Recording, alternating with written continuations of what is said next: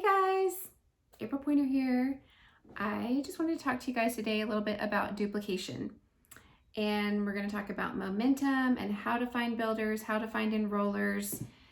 This is something that I have really worked on really hard my entire time with Young Living. So I've learned a few things here and there and just wanted to share some things with you guys about it.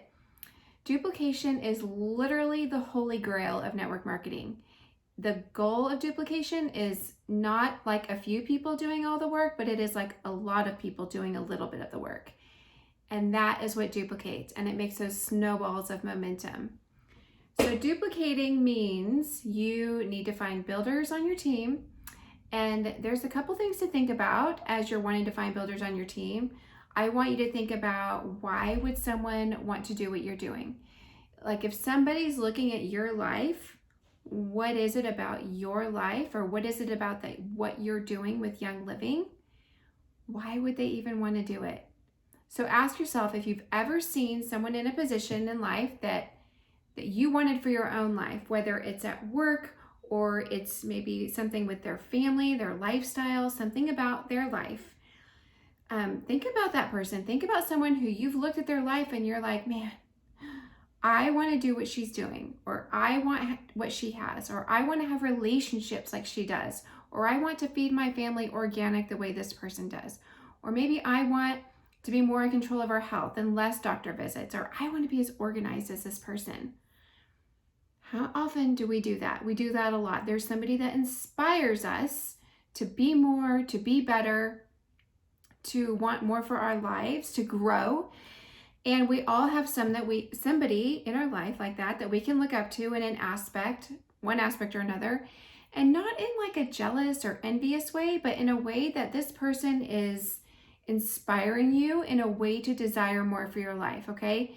It inspires you to dream bigger. It inspires you to cast your vision wider.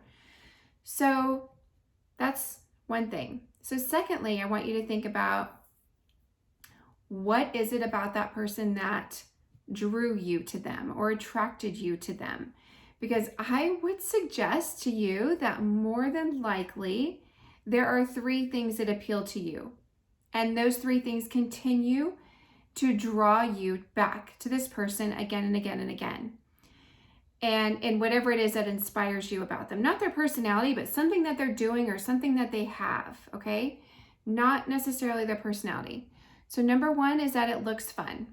Whatever it is, it looks fun. 2, it looks easy. And 3, it looks like it has meaning and purpose.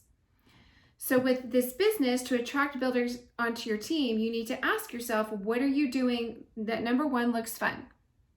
I mean, are you having fun? Does your team see you having fun? And I'm not saying that this isn't work, because this is work, but work can be fun, right? It can totally be fun. But this is 100% work. We all know this. Building a Young Living business is a job. So it's going to involve work. It is going to involve hustle. It is going to involve sacrifice. But if you're hating what you're doing, if you're not enjoying it, people are not going to want to do what you're doing. They're going to pick up on that.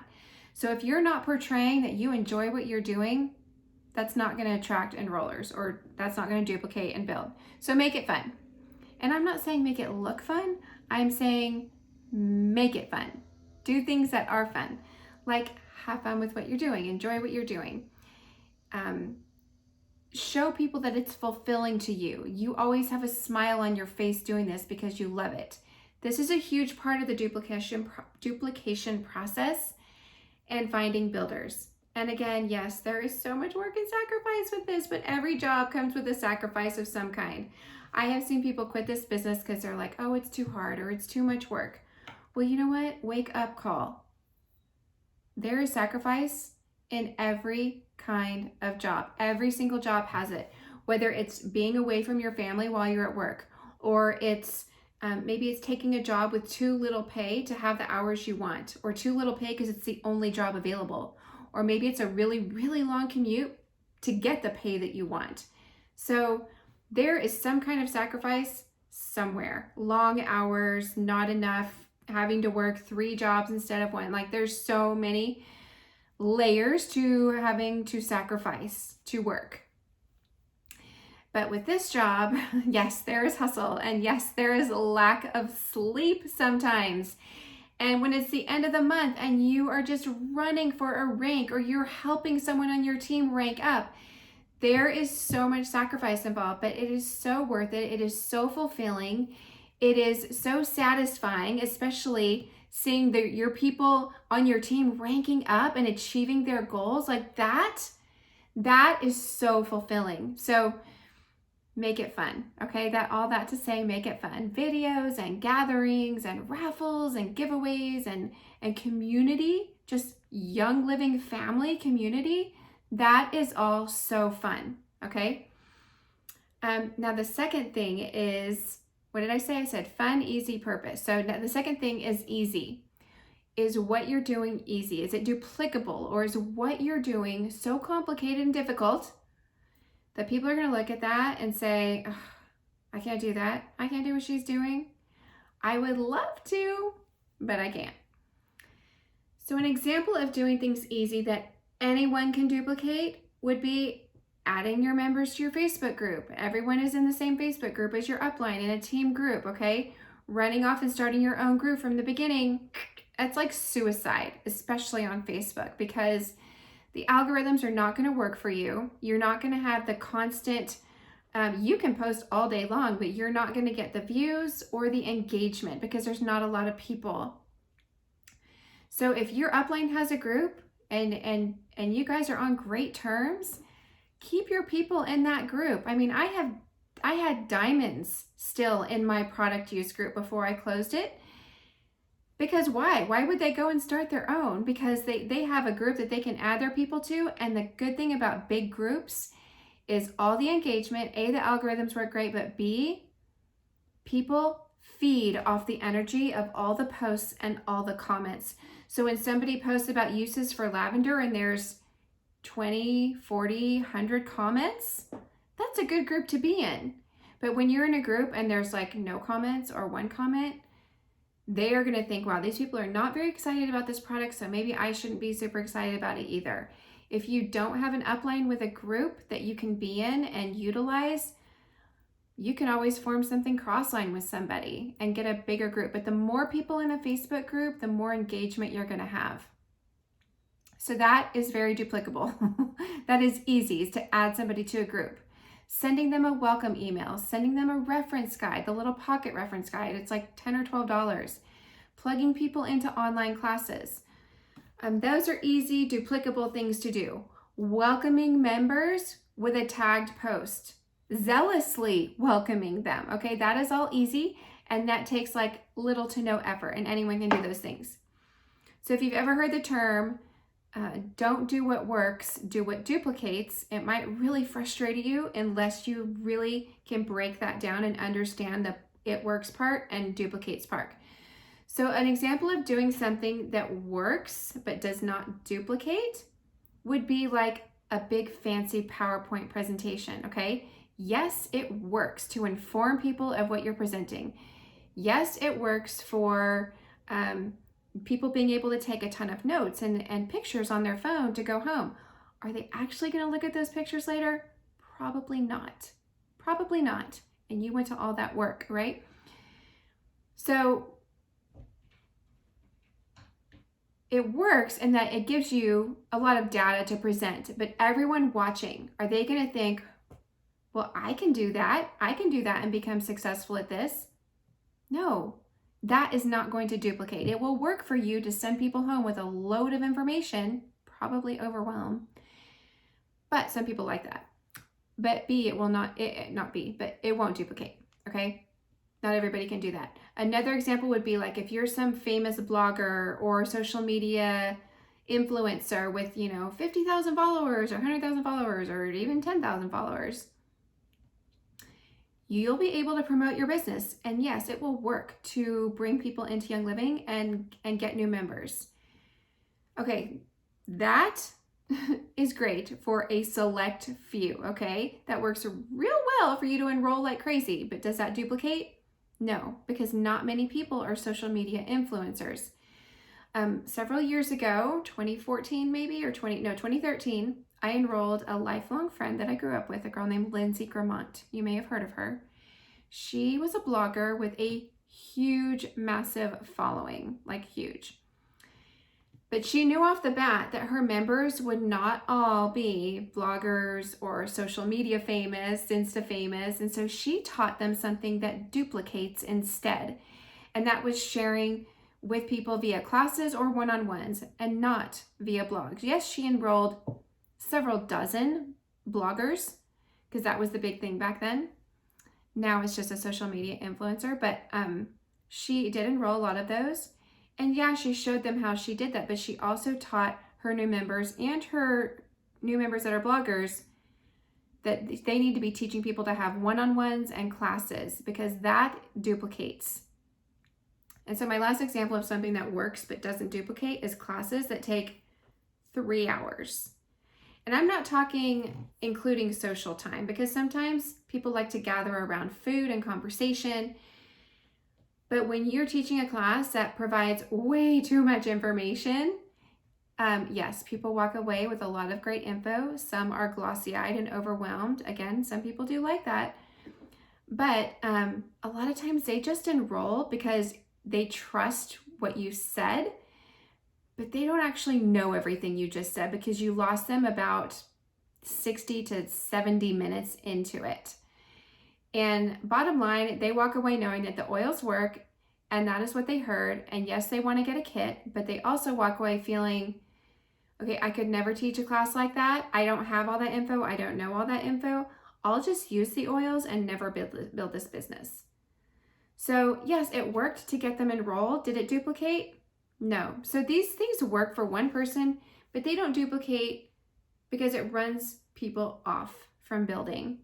They want your product, but after that, like it doesn't even inspire them to build. So we don't want people to think like that. We want people to look at what we're doing and go, okay, my 10-year-old, my 11-year-old daughter could do that. Like that is so simple. Anyone could get up there and say those things.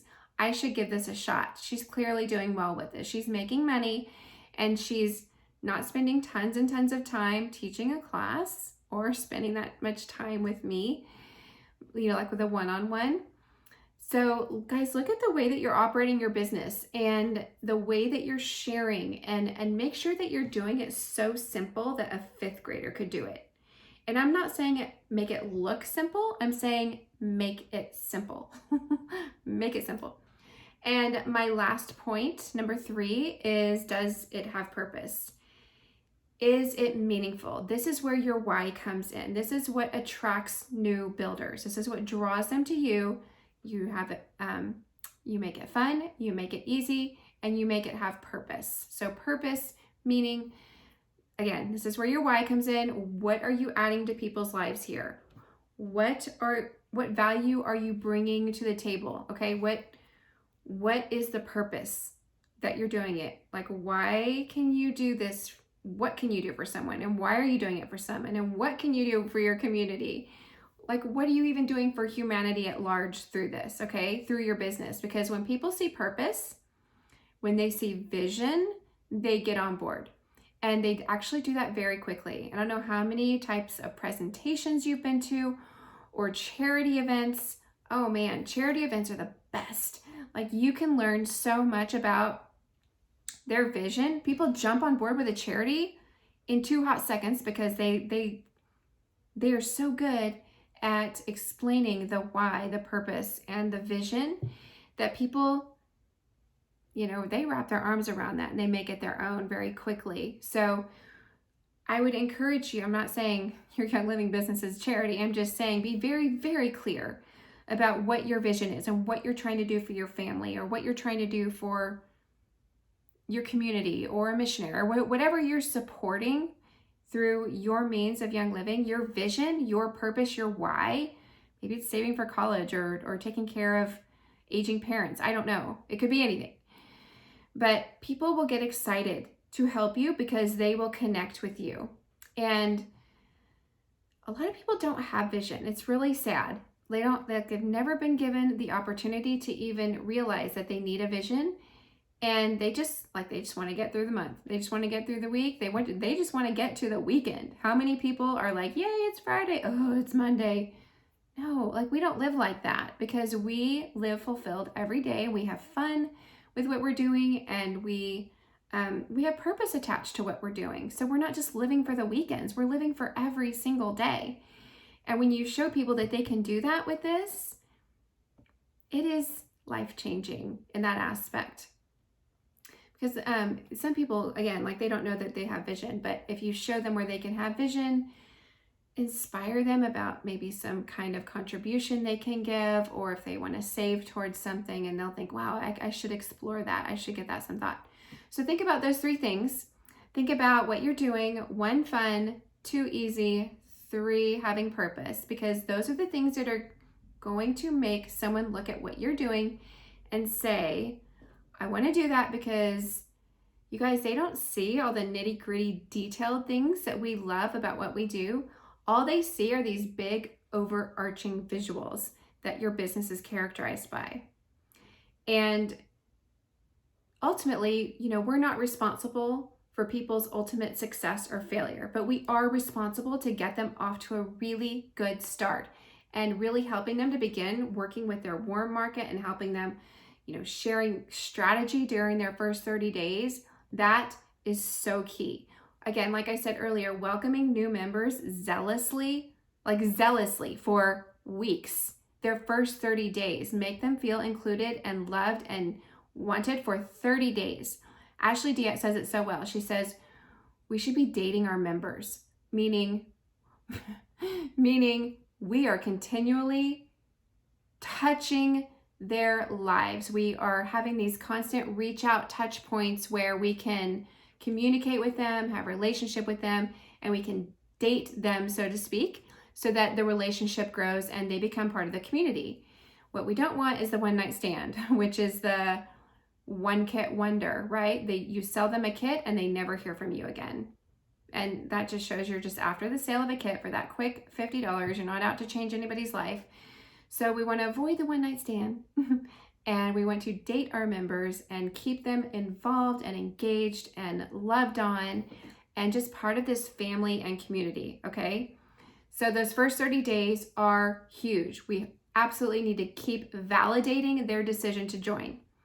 Give them proper expectations, because they will in turn learn and they will think that's what you do when you enroll someone, because you did it for them, so they'll go and do it for somebody else. And once you've done that and you start again with someone new and you keep them plugged into your system or your upline system, gold right there. It is gold. And again, I will just say it again, like if your upline has a system, please don't try to recreate the wheel, you guys. It is not an IPA. It is so much work. Creating systems when there are systems in place truly could be such a waste of your time, and you could burn out doing that. And you're going to be like, why is my team not growing? Why am I not enrolling? Why are they not enrolling? Because you're too busy over here trying to create something that's already created for you over here. There's so many books out there. There's so many great resources. My favorite business building books are Oil, Share, Repeat by Dory Doyle and Propel by Nicole Perez. And they are found at inspiredsharing.com. Aaron Rodgers has some great little brochures here and there at oilsupply.store.com.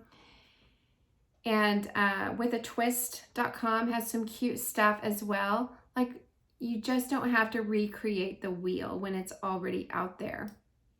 I would start with the books. I would not have people buying brochures and all those things until your business can pay for it. Like, don't go into debt buying all the things that could end up in the trash, like brochures, until your business can really afford it, okay? Otherwise, give people a book, show them where to find things online, and just stay in touch with people. Recreating systems can be such a waste of time. Your upline, if they have a system, they got to where they are at by using that system. So trust it and use it, and like, just don't get complex about it and have to make everything your own. I know a lot of 3 and 8 Enneagrams and red personalities and high Ds on the disc. Like, those people love to recreate things for themselves. And that is just how they're wired. But I just want to offer this advice that if there's something already out there, instead pour your time into enrolling members, getting them on ER, and teaching them about the product. Like, just take my word for it. A lot of time can be wasted with that. Anyway. Tony Robbins, I think, says it best. He says complexity is the enemy of execution. And so if it's hard and challenging to do, I'm not going to do it. If it's hard, they aren't going to do it. And if they see you constantly creating all these things, they're going to think that they have to create all these things as well. And then it gets tricky because you have a system and so-and-so has a system. And then the upline way up here has a system. Oh, and there's a book and a system over here. And it gets confusing, and your results are going to suffer when things get confusing because confused people don't really do much but stay confused. It's just true. If it's not easily understood, people don't act. And so look at your current situation. There cannot be any confusion on what needs to happen. It just needs to be crystal clear and simple. And so there's something very significant about everyone being on the same page and it being clear and simple. And that is where momentum comes, because it's so simple that it just snowballs.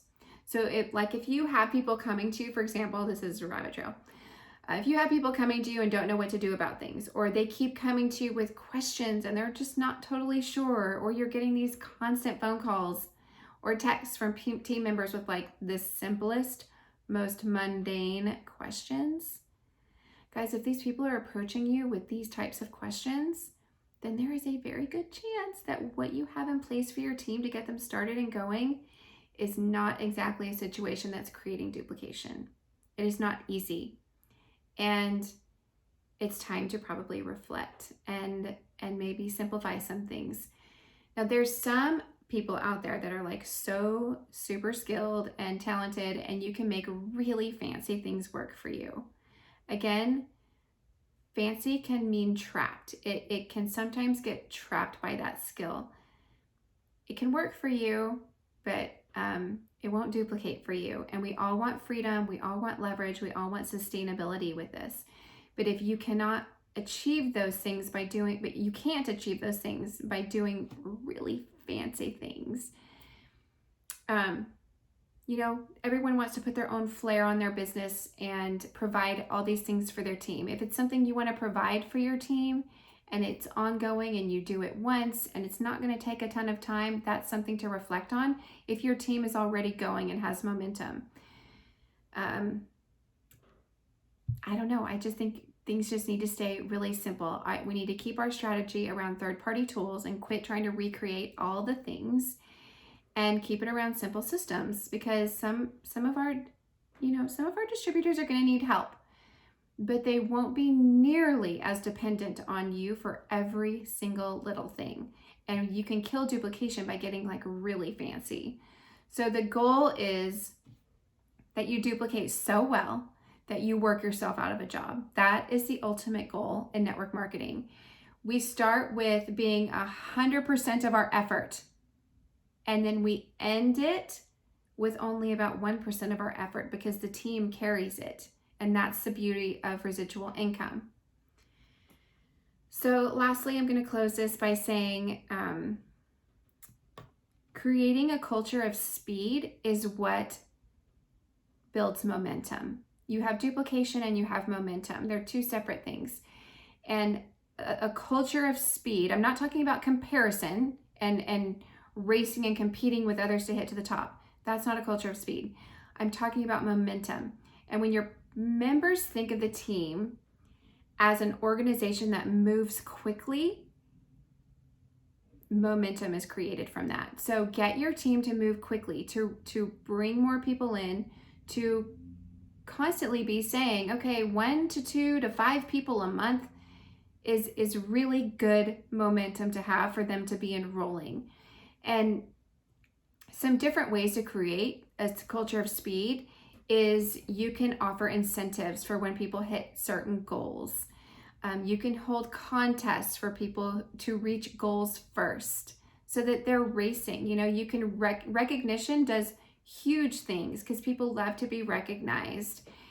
And it even creates an environment where people will want to change and get better and grow and become more. So that is what I mean by a culture of speed. And when you're doing the things that I listed, earlier, and like these people think, okay, this is how she took care of me, so this is how I take care of my members. It wasn't a one-night stand. It was the constant ongoing relationship. So to close, guys, you're not going to find enrollers by looking for enrollers. You're going to find enrollers overall by serving your people well, by loving them well, by being a good friend, and just adding value to people. We don't know everyone on our team, and sometimes we enroll strangers in cold market. So adding value to their life by teaching them about the product and empowering them with the product, and the people that are using their product every single day, those people will become enrollers.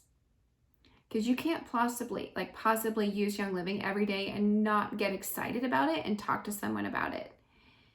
It's going to happen if you're using your product. And so teach them to use their product.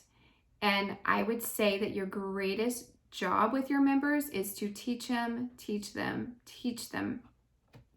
how to use their product.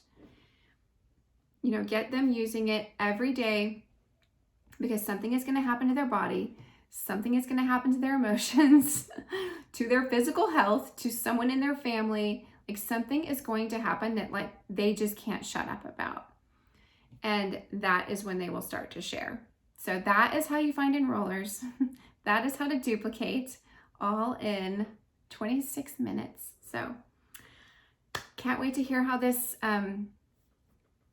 works for you. If you take any of this on and start doing this to help with your duplication, I would love to hear. Please reach out to me and tell me, or comment. And yeah. Okay, thanks. We'll see you guys later.